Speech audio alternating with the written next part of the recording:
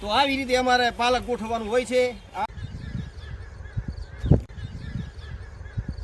Hello મેં તો જય માતાજી, જય સિયારામ. કેમ છો બધા? સ્વાગત છે તમારું આજના વિડીયોમાં.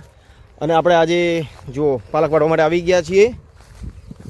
પાલક હવે ડાખરી થઈ ગઈ છે. આ બીજ ફૂટી ગયું છે. તો અમે અહીંયા વાઢવાનું ચાલુ છે પાલક. અને અહીંયા જો આ વાઢ્યું છે અને આ ખરાબ પાલક વાઢીને ફેંકી દીધો છે. ચિરાગ જો મિત્ર પાલક વાઢી અને બહુ જ ડાખરી આ અંદર ની મજા આવતી. જુઓ બહુ ડાખરી છે. તો વાઢવામાં હાંજ પડતા 3-4 પોટલા કરતાં આમ થાકી જવાય છે.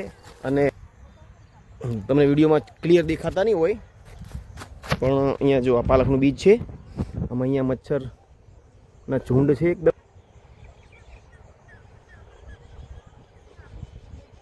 અરે જો તો ચલો પાલક કટિંગ કરવાનું ચાલુ જ છે. પાલક ગોઠવું પછી તમને બતાવું. જો અમે 3 જણ અહીંયા પાલક વાળવા આવી ગયા છીએ.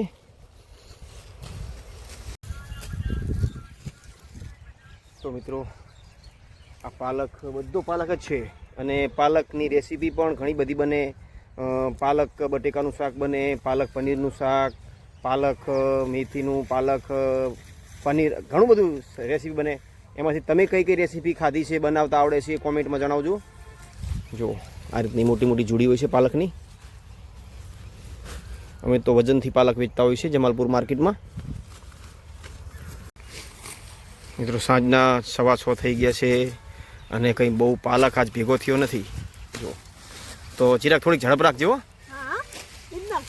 ઝડપ રાખી એટલે આપણે એક ગાંસડી બીજી થઈ જાય. અને કલાક જેવું વાઢવાનું હોય તો ફટાફટ વાઢ નાખી સાફ કરતું જવાનું પત્તા. જો ચિરાગે રાખી ઝડપ હો, બરાબર નહીં. ટી-શર્ટ પહેરી છે યલો કલરની. ચિરાગ વધારે પડતી ટી-શર્ટ જ પહેરતો હોય, શર્ટ નહીં.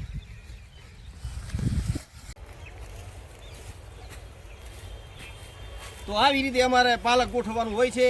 આ ગોઠવી ગાડી જો આવી રીતે સાફ કરતું જવાનું, મારતું જવાનું પાલક. એક ગાંસડીનું વજન છે લગભગ 55 કિલો, 60 કિલો, 65 કિલો સુધીની અમે ગાંસડી આવી બનાવીએ.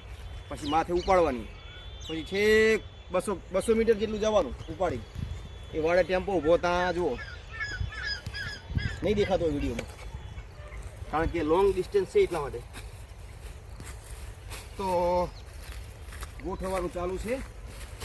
એક ગાંસડી ગોઠવતા લગભગ 10-15 મિનિટ જેટલો ટાઈમ લાગતો હોય છે. તો મિત્રો આ હતો આજનો વ્લોગ. નાનકડો વ્લોગ તમને કેવો લાગ્યો એ જરૂરથી કોમેન્ટમાં જણાવજો. અને લાઈક ને શેર સબસ્ક્રાઈબ કરવાનું ભૂલતા નહીં. મળીએ નવા વ્લોગમાં. ત્યાં સુધી બાય બાય.